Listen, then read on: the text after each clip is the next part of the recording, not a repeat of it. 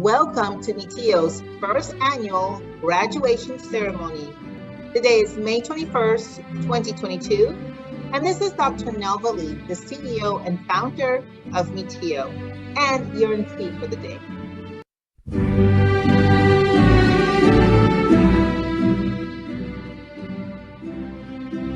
The order of ceremony is as follows. First, we will have the national anthem, followed by a brief history of MiTio by myself. Then we will present our sponsors, Visual Language Pro and AMN Healthcare.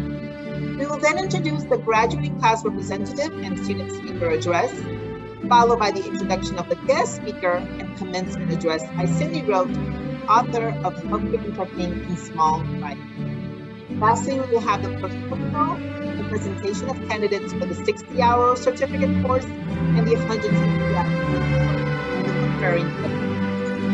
And now for the national anthem.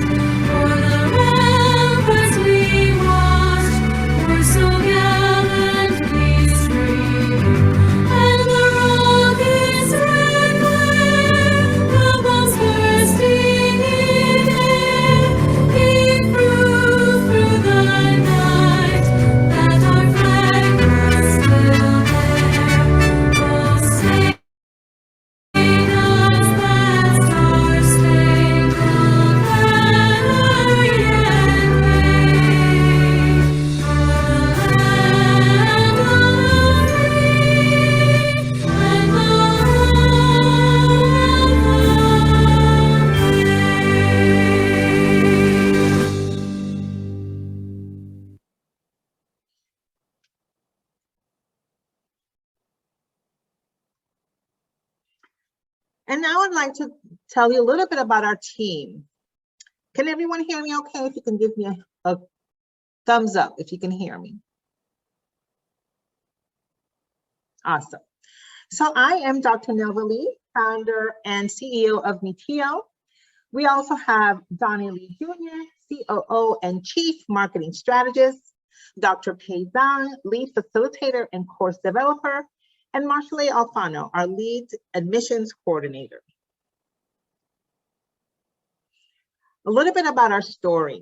So the Medical Interpreting and Translating Institute Online was launched on January 2004. I had been the Director of Patient Advocacy at the Grady Health System, and one of the programs in my department was interpreting services. And I was tasked with making sure that all of our interpreters throughout our whole health system were trained and qualified. And at the time, there weren't any remote interpreting options available. And so it was a bit of a challenge, but we got it done. We were in fact one of the first health systems in the nation to do so. And we were the flagship interpreting health system for that. And I wanted to be able to replicate our success for other healthcare organizations.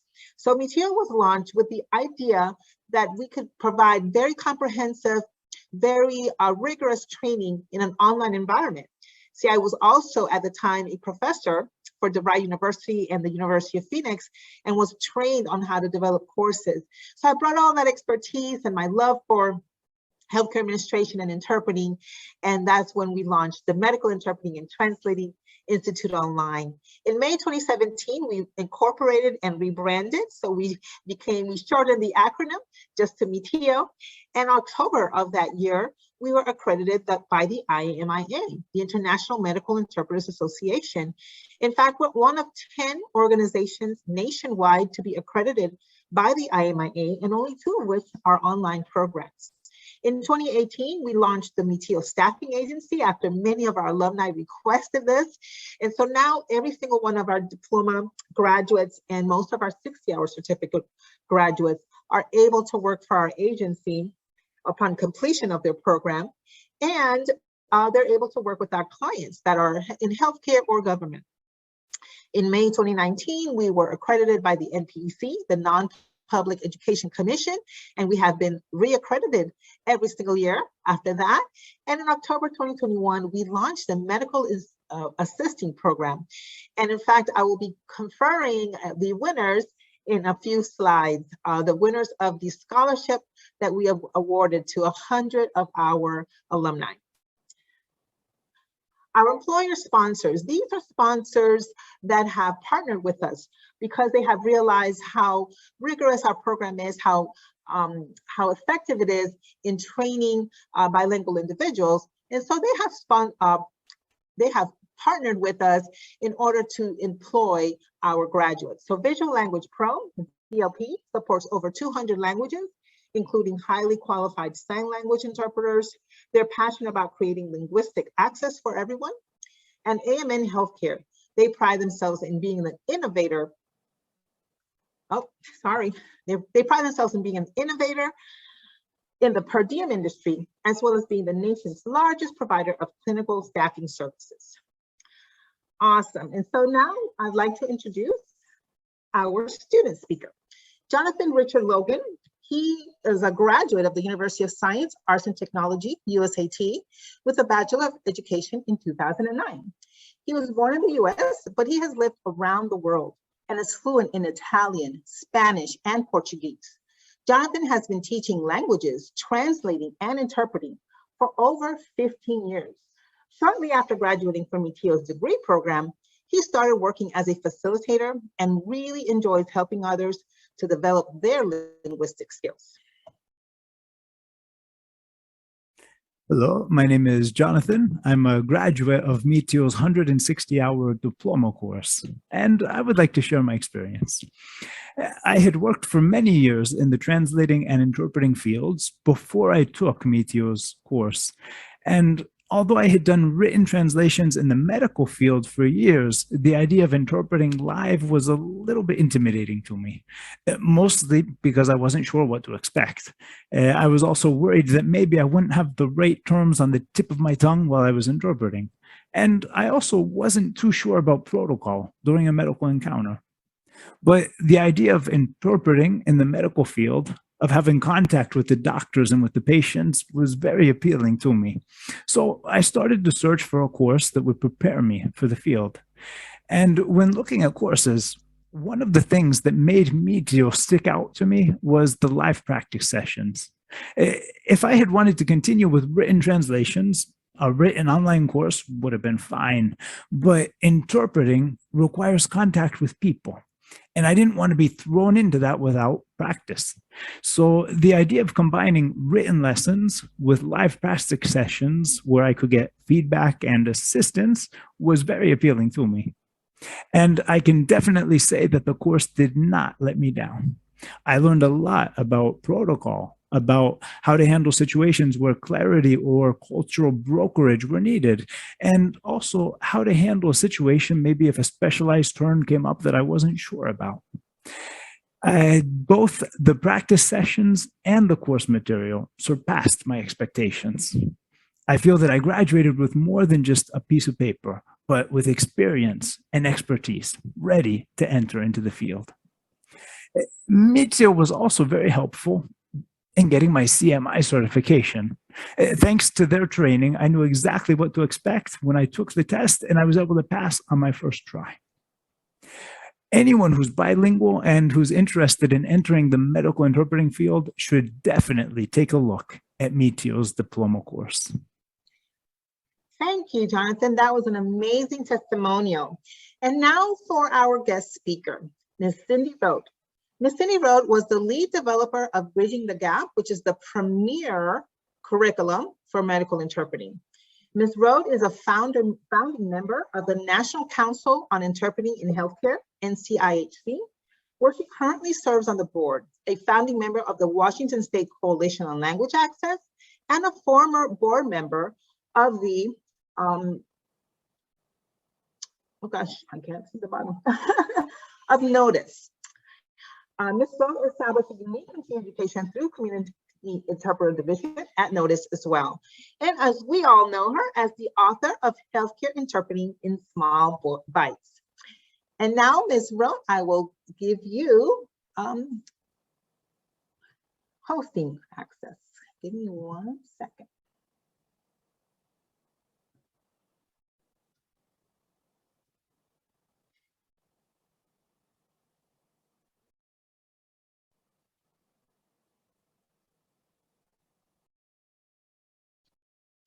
You're muted. There we go. Okay, it's now officially a Zoom presentation because someone forgot to unmute. It's a pleasure to be with all of you here today on this very special occasion. And I want to say, first of all, greetings from the Pacific Northwest. I'm up here in Seattle, and I want to recognize that I'm coming to you today from the traditional lands of the Suquamish people and the Duwamish people. And want to recognize their stewardship of the land here in the Pacific Northwest. And I also want to say I have known Nelva for quite a long time now, and it's very exciting to be here for your graduation. I have been told I have half an hour, and what I would like to do today is to take you all on a little trip back in time. Okay, so I am going to share my screen. Can you all see my screen? Just nod. Oh, good. It worked. I love it when Zoom works. I want to take you on a little history trip about how this wonderful field that you are entering actually got started in the United States. They say that those who do not know history are doomed to repeat it. But I would like to say that those of us who know our history know how hard we have worked over the past years to create language access and to create medical interpreting as the profession that you are now entering. And as we move forward in time, as we understand where we came from, we can move forward in a more effective way. So let me take you back just a few years. Let's see, where's my, okay, I need to get down here. So go, whoops, that's not what I want.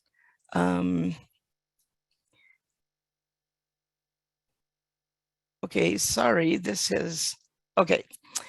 Maybe I can just do it this way. There we go. So this, I'm going to talk to you today about healthcare interpreting in spoken language, okay? Because sign language has its own very, very rich history, and I only have half an hour. So there you go.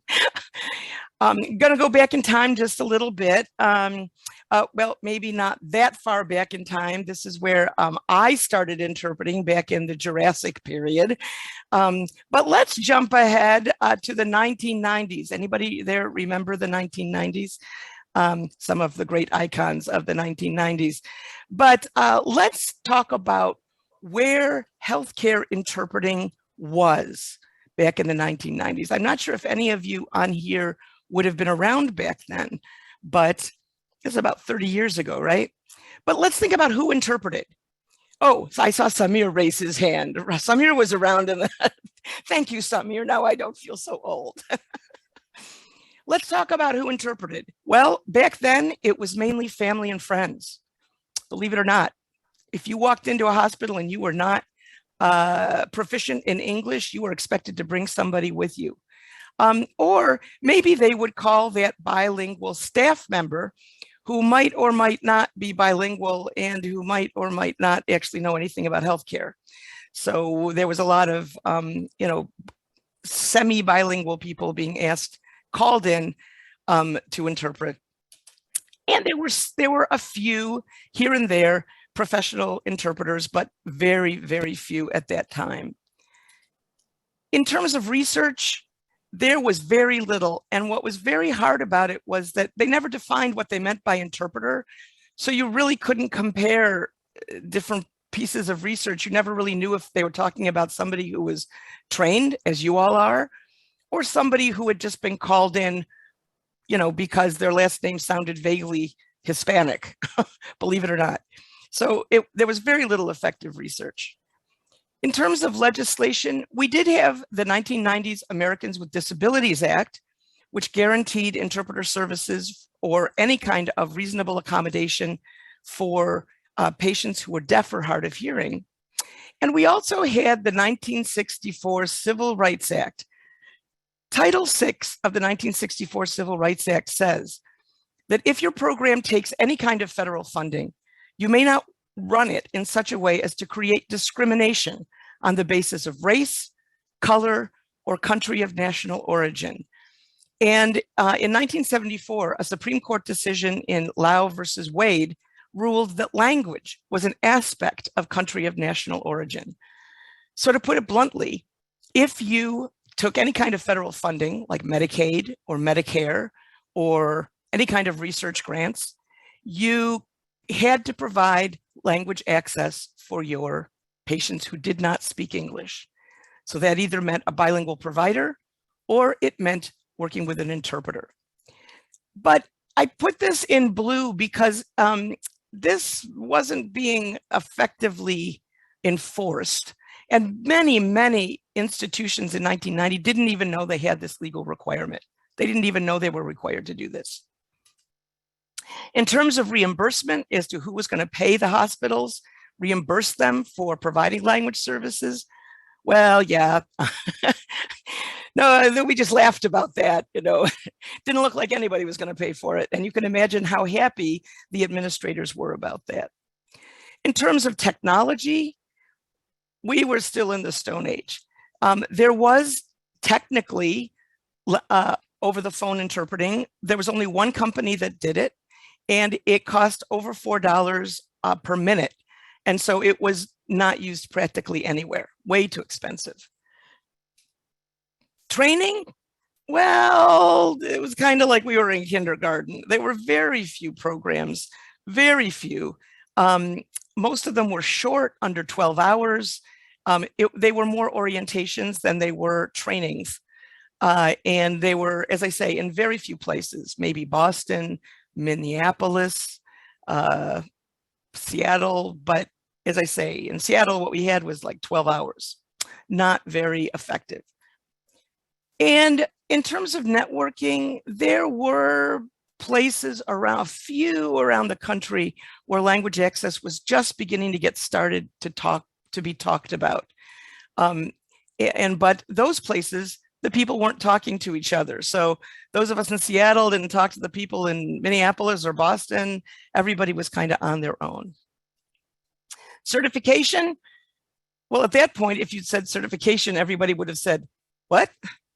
What's certification? People in the field didn't even know what certification meant. So in summary, back in 1990, this field was barely a field. It was a need more than anything else. So what happened? Well, first of all, demographics happened. Take a look at this.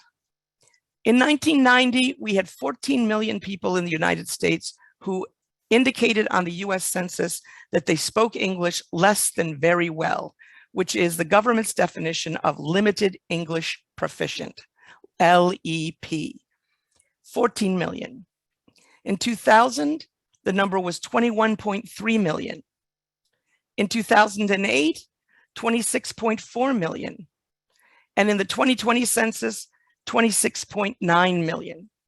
We've gone from 6.1% of the population to 8.2% of the population. So what this means is that almost 27 million people in this country, when they go to the doctor, they cannot speak to an English-speaking doctor in a way that they can understand.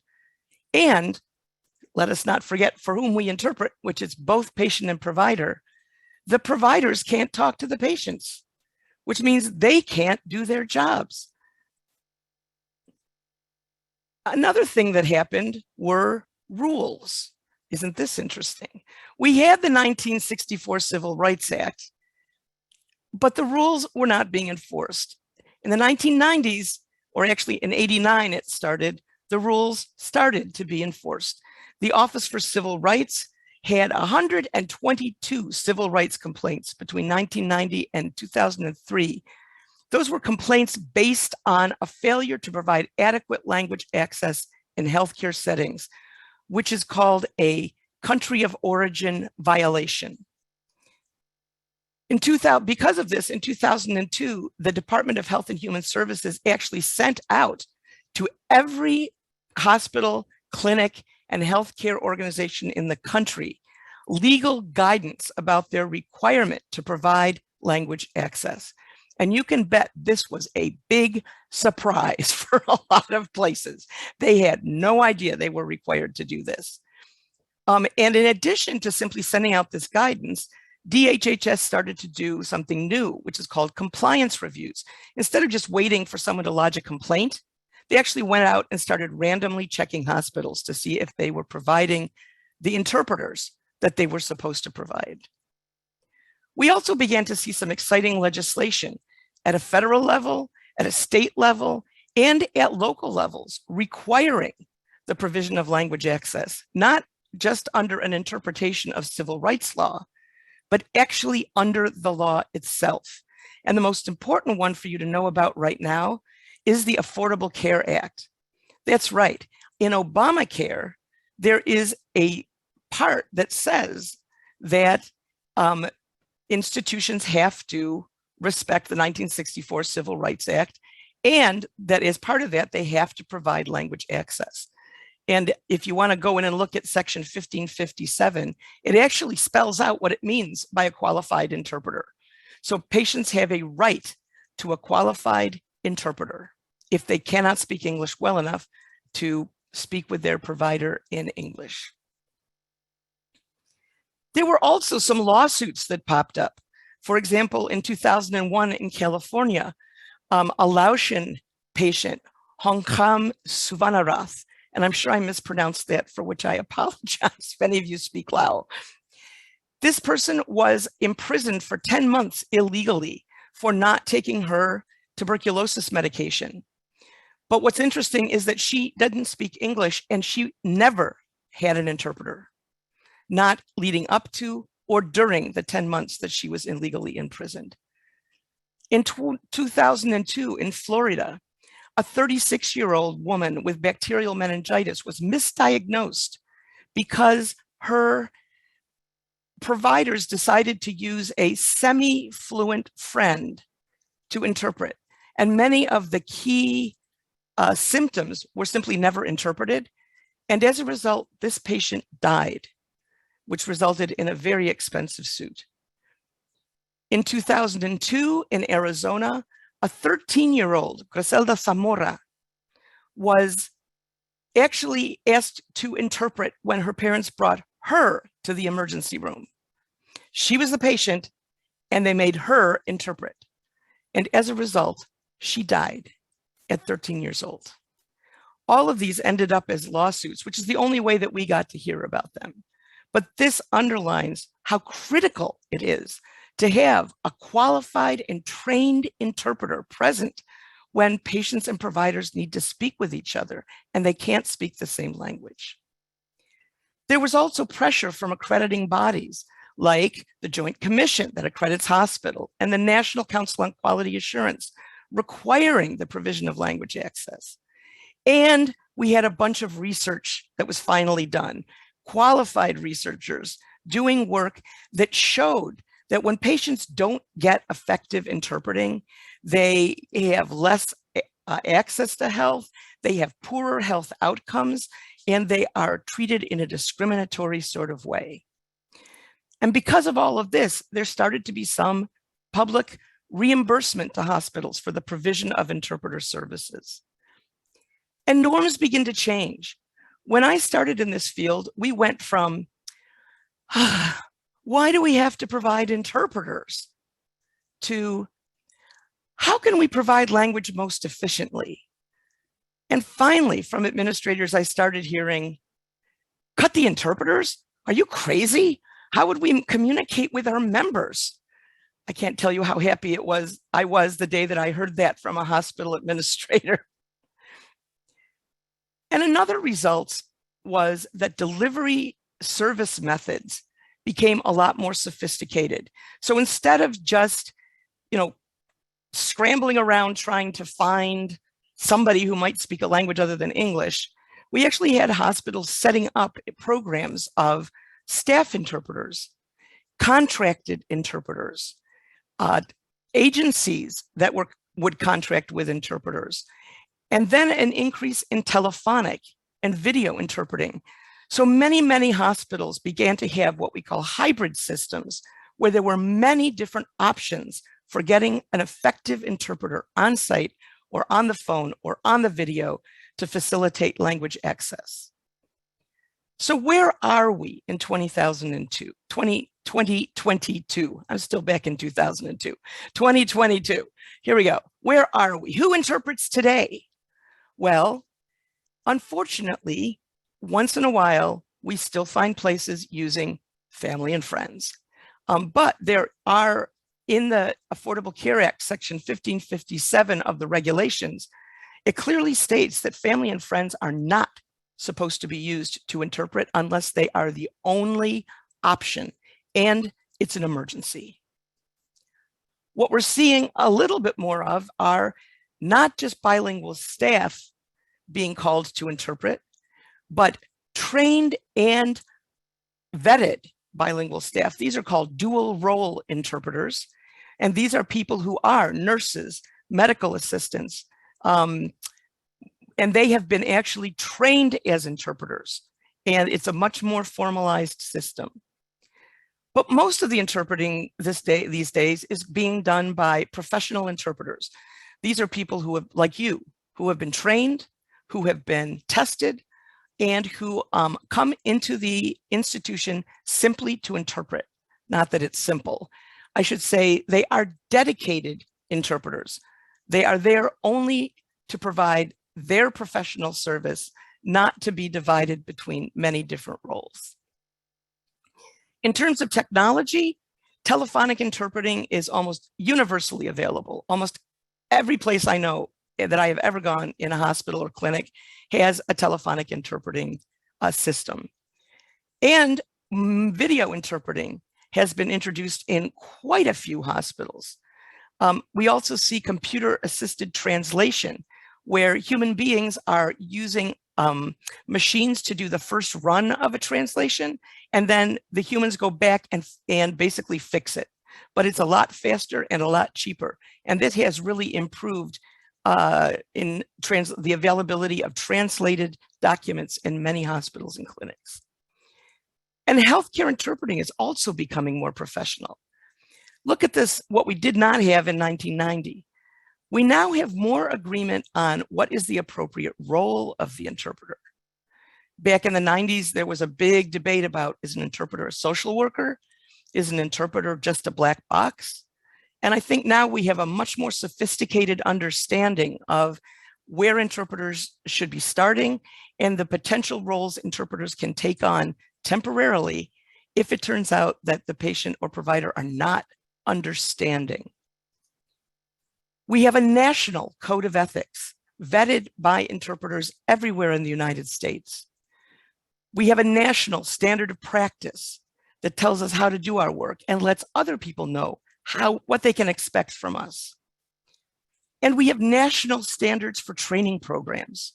So we're seeing very, very few of these short 12-hour programs, many more 40, 60, 120-hour programs. Is this long enough? I guess we'll see, but it's certainly better than what I got when I started, which was nothing. Actually, I learned to interpret over lunch. How do you like that? It makes me just shudder when I think about it. Networking has improved amazingly. We now have National Council on Interpreting in Healthcare that allows people all over the country to connect with each other, to talk about what they're doing. We have organizations of people who run interpreter services who can check in with each other. In terms of training, we have lots of different training programs now, online, in person, synchronous, non-synchronous, and continuing education as well. So this means that there are many more opportunities for interpreters to get trained to become really effective in what they do. As for testing, we have a widening resources for screening language skills, just Are you bilingual? How bilingual are you? In what fields are you bilingual? And we have interpreting skills testing. But more importantly, we now have national certification for healthcare interpreters. As a matter of fact, we have two. We have the Certification Commission for Healthcare Interpreters, CCHI, and we have the National Board for Certification of Medical Interpreters, the NBCMI. So now we have tests to show that interpreters are, at least at an entry level, are qualified and capable to provide accurate and effective interpretation in healthcare settings. So I whizzed through this really quickly, but I wanted just to summarize that we have come a long way in the past 50 or 30 years, let's say, from when I started in the field to where we are right now. And it just, you have no idea how happy it makes me to look at you all and to say, here is a group of professionals in a profession that didn't exist 30 years ago. This profession is becoming more standardized so that from one hospital to another, from one state to another, when people come to work with interpreters, they know what to expect of us, and we know what we are expected to do. It's becoming more systematic, which is to say that when somebody walks into a hospital now who doesn't speak English, it's not a big crisis of running around trying to find someone who speaks another language. Now people know what to do. They know how to get an interpreter. They know how to talk to the patient. They know how to move that patient into the system as any other patient with an interpreter available to help them communicate. And it's being more integrated into the standard provision of care.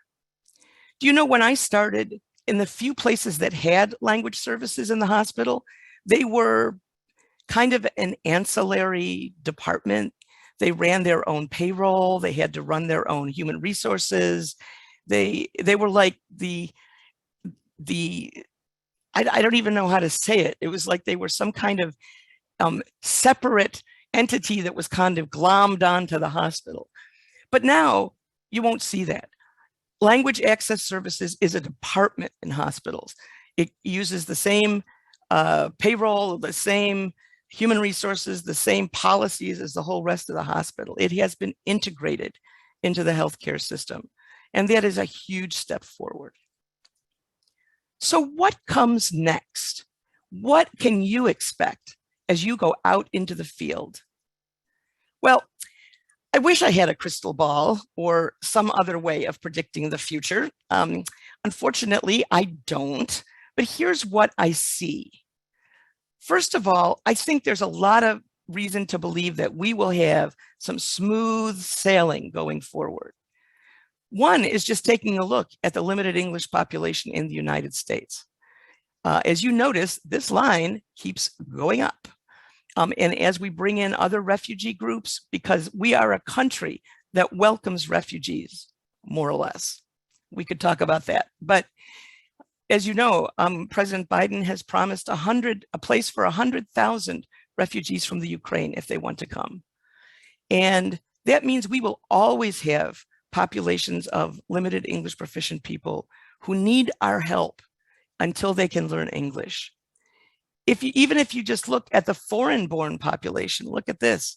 These are the number of people in the United States who were born outside the United States.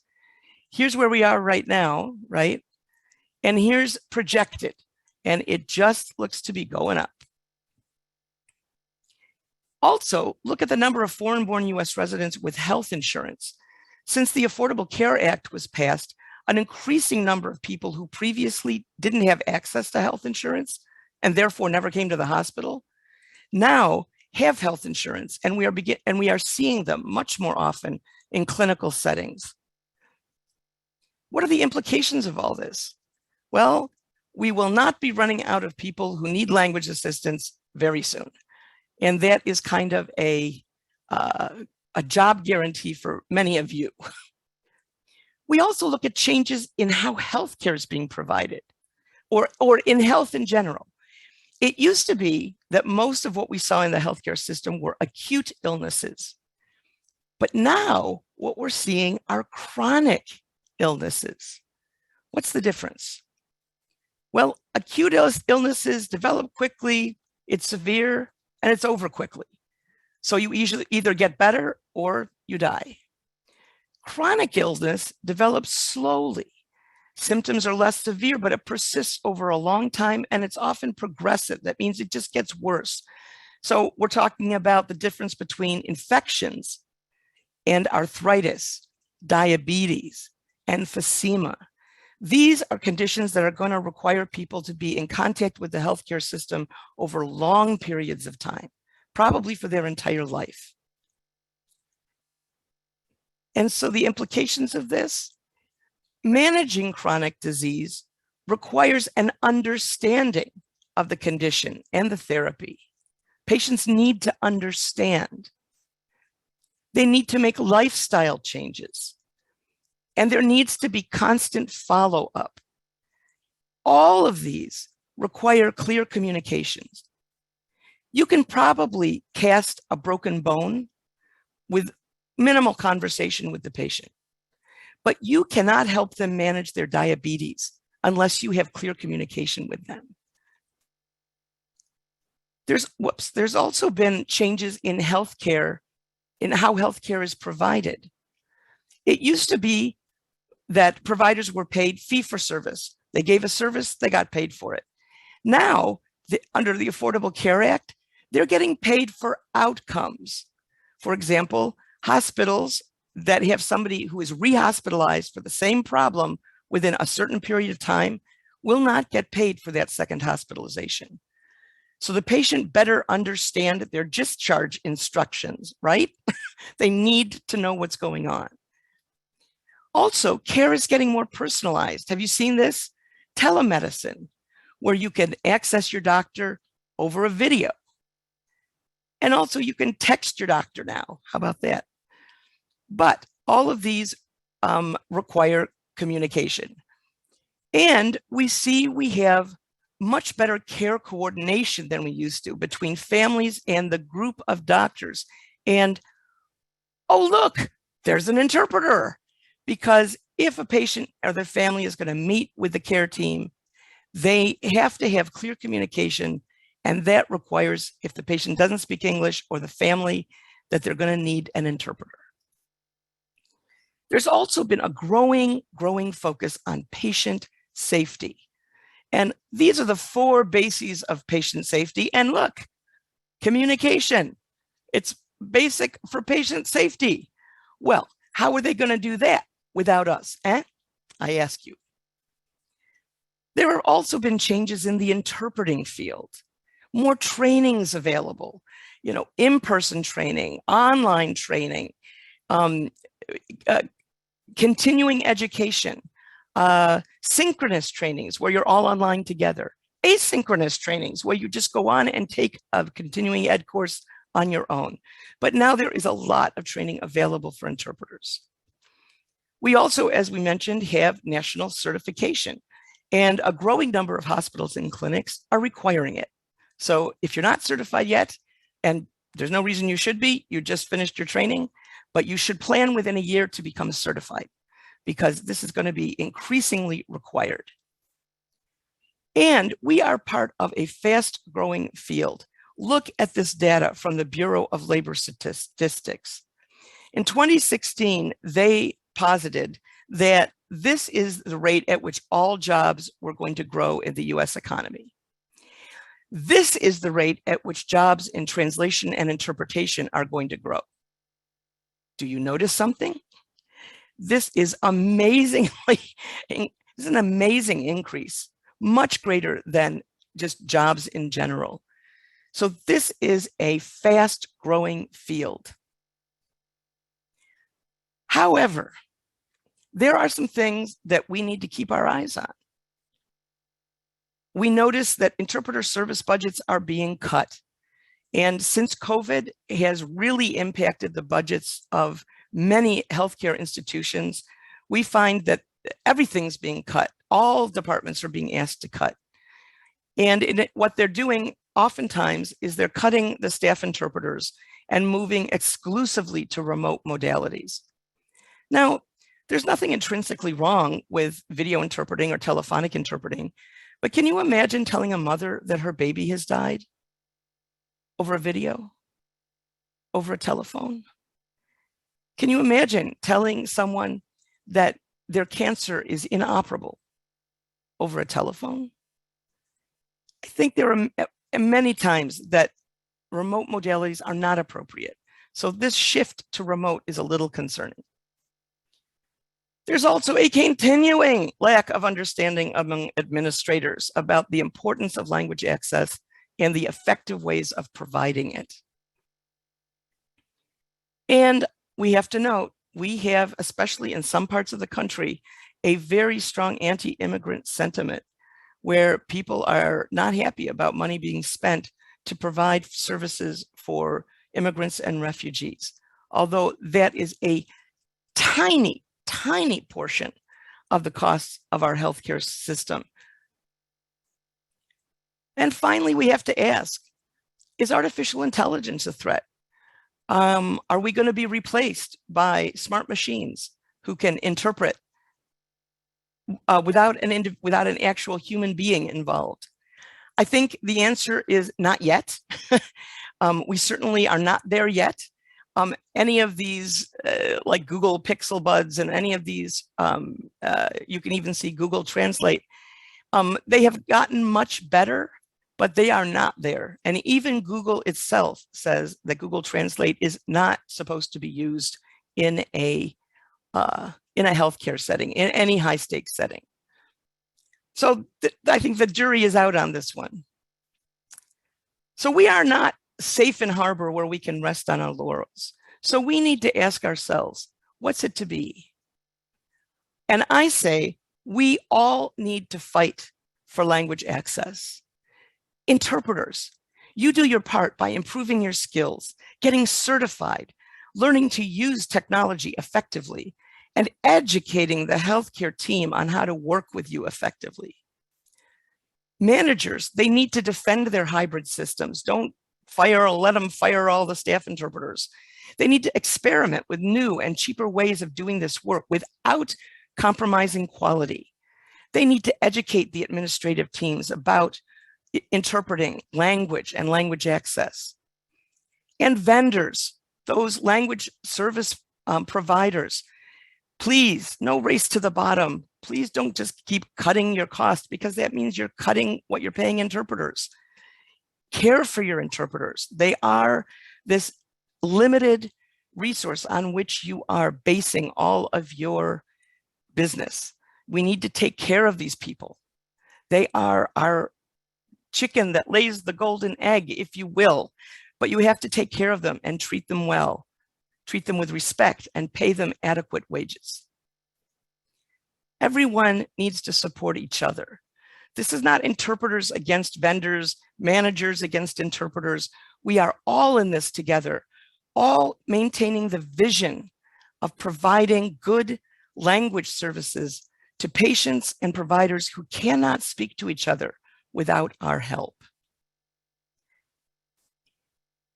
To finish up with this, that brings me to probably the most important part of what I want to say today.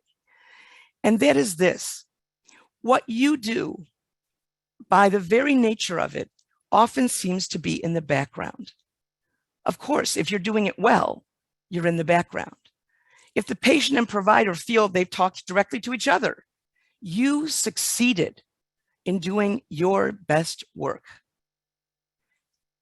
But because of this, we are often undervalued.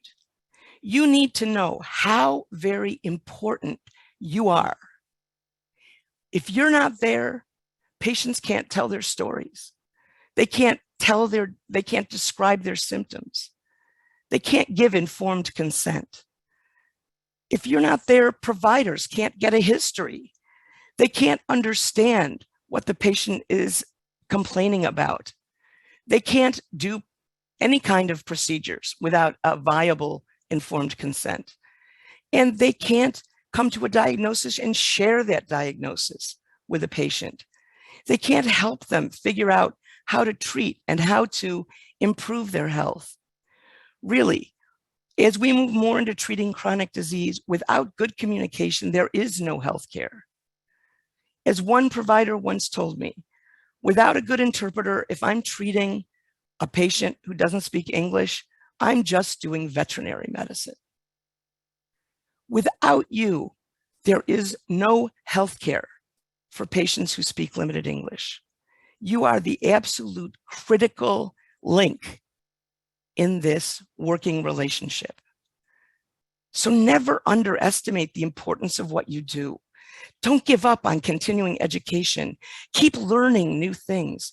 Remember, the better you get, the clearer the communication, the better the care that the patients receive and that the providers can offer. You are a new profession, a valuable profession, and you are helping heal many of the wounds that have ripped our country apart in these last years.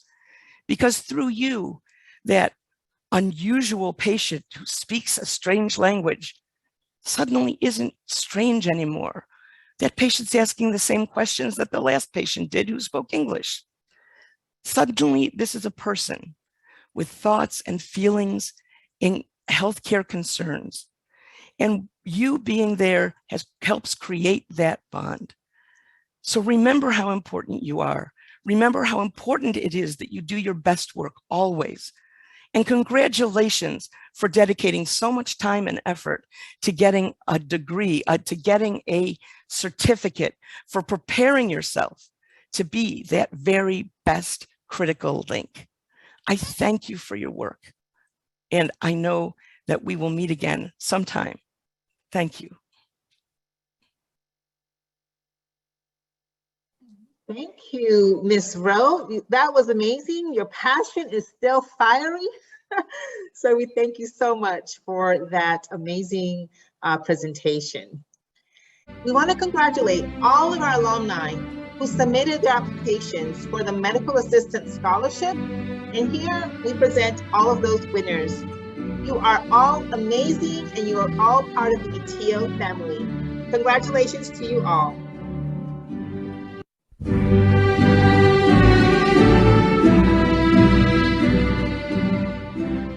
And now we will present the 60-hour certificate and the 160-hour diploma program and conferring of those degrees. But first, we wanted to recognize all of our WellStart graduates from the 60-hour certificate course. Here they are presented in this picture. Congratulations to you all. Shahida Abdul Ahooker got my diploma of medical interpreter. Gualberto Alfonseca, medical interpreter diploma program. Gisela Alvarez, I'm thankful for the chance to study and to make one of my dreams come true.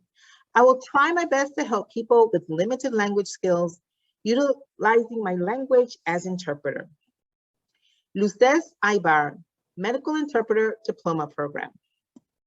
Lorna Becerra, medical interpreter certificate course. Marina Ocharelli, I want to express my gratitude to all the teachers and instructors of MiTio, whose help was essential in achieving my goal of completing the 160-hour diploma course. You made a huge difference. Every live session and one-on-one were significant steps forward in gaining more experience and skills. The course was excellent and very well organized. It gave me the necessary knowledge and tools to start a new career as a professional in medical interpreting field. Christina Brakefield, medical interpreter diploma program. Laura Cannon, thank you, MiTio, for this opportunity. Ja Yit Chai, medical interpreter certificate course. Roxanne Chouinard, medical interpreter diploma program.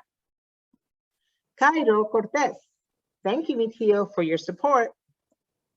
Elizabeth Cruz, your purpose in life is to find a purpose and give your whole heart and soul to it. Francisco Diaz, I want to thank my aunt Auxiliadora for lending me the money and encouraging me to continue with my studies. Thanks to my parents, Sarah and Mitialano, and my girlfriend, Sandra, too. Xiaoling Emery. I'm so honored to be here for this graduation ceremony. My native language is Mandarin. English is my second language. Thanks for learning English as a major in Jinan University and living in the US for years, I feel a lot more confident and comfortable to communicate with native English speakers. And I thought it should be easy to be a translator or interpreter until I went to see a doctor and visited a hospital.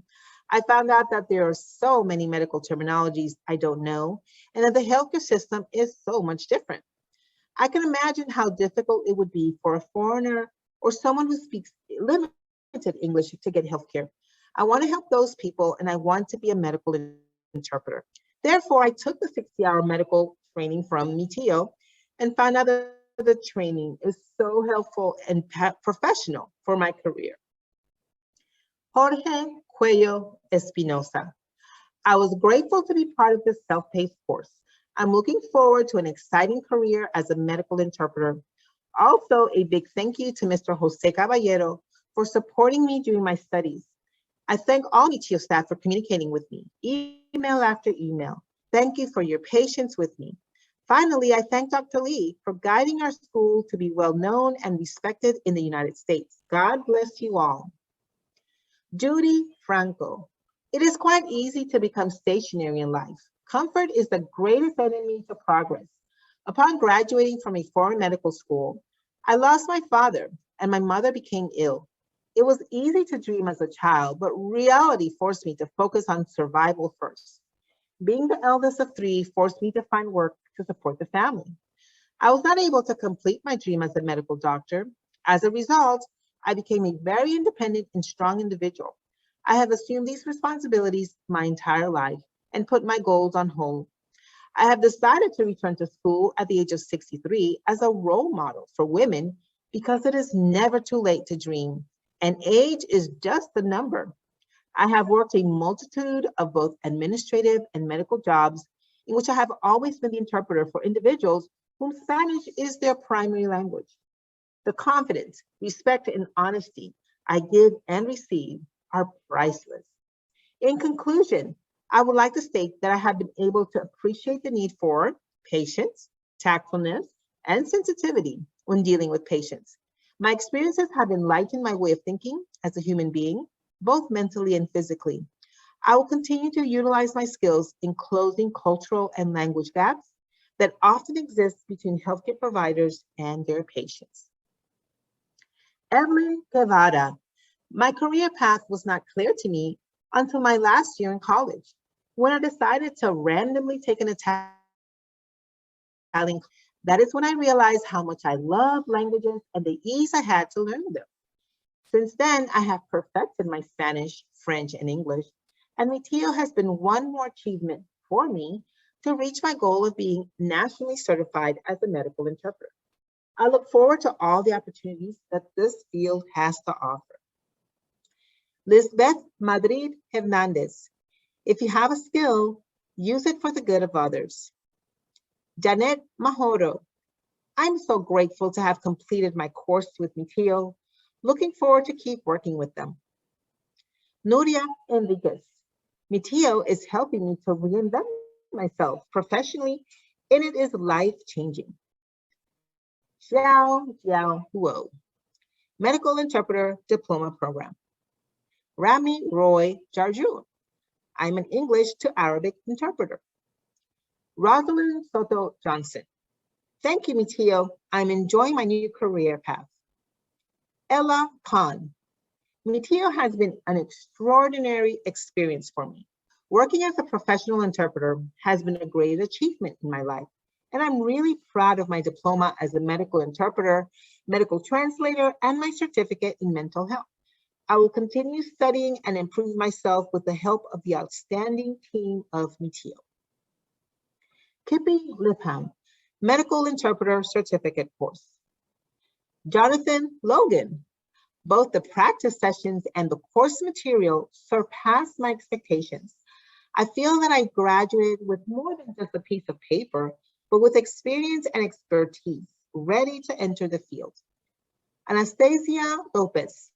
Start and you're halfway there.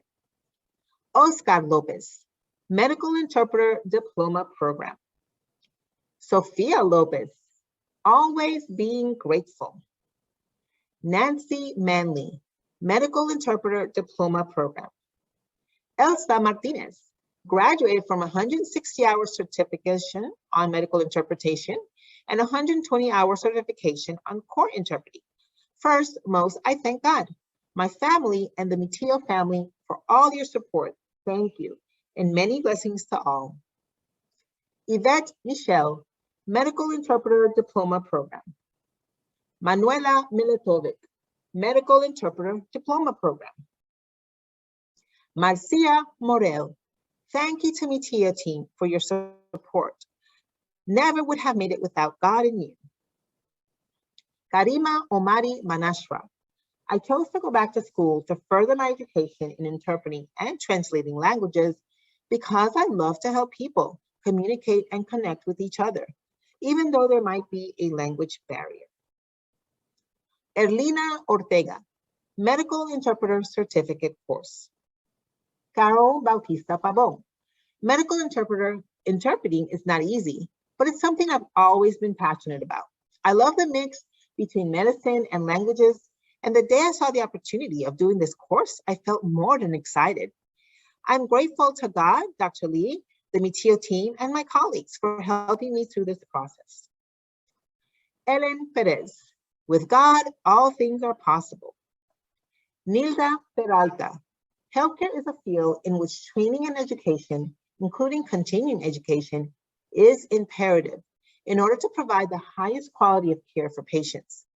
In today's world, many professionals have used education and training as a means of professionalization, and medical interpreting is no exception.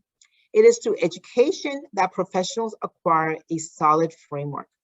As a bilingual student, English and Spanish, helping LEPs communicate with others has been a very satisfactory and fulfilling passion. Whether it was done for a co-worker at the grocery store that I work for, or helping my parents with their bills and utilities. I'm very happy to be able to complete my courses through MiTio School and becoming a professional medical interpreter and getting certified soon. Melissa Pernell, Medical Interpreter Certificate Course. Jasmine Rodriguez, I'm creating a bright future for my daughters. I want them to look up to me and want more. Jaceli Rotolo, I learned so much during my course. I feel confident honoring the voice of the LEP. My vocabulary and knowledge expanded at a level where I wasn't at the beginning of this course. There are protocols and standards that just a professional interpreter will follow. I realized that it's not enough to speak at least 2 languages. It's more than that. Just here at MiTio with live sessions, I learned unforgettable lessons. Aida Saad, Medical Interpreter Diploma Graduate. Lina Saba, Medical Interpreter Diploma Program. Jiali Sang, Medical Interpreter Certificate Course. Nagako Saito, Medical Interpreter Certificate Course. Elaine Vera Segura, I'm grateful for this opportunity in being able to use my gift in languages to help others in need. Dr. Lee, thank you for creating a school for such purposes. Benny Shea, A New Beginning. Rupa Shrestha, congratulations to all the graduates. Ana Maria Schwint, I received a MiTio certificate in medical interpreting in August of 2018. In April of 2022, I completed the mental health for the medical interpreting course. I'm currently a medical interpreter for Shepherd's Hope Medical Clinic, serving the uninsured community. I also work as a contract on-site medical interpreter. Carmen Sureda, Medical Interpreter Certificate Course. Esther Thomas Vilmene, I'm happy to be part of the MiTio family. Jean Bayard, so thankful for joining MiTio. I'm proud to be a member of the family. Jikua Shu, thanks so much for helping us with building the confidence in interpreting field. And that concludes our first annual MiTio graduation ceremony. We thank you all, and we're so excited to celebrate with you. We ask all the alumni who were not able to submit their application because of the deadline to do so for next year's graduation. We ask that you all have a blessed future, be blessed in your future endeavors, and remember to transform your bilingual abilities. Thank you.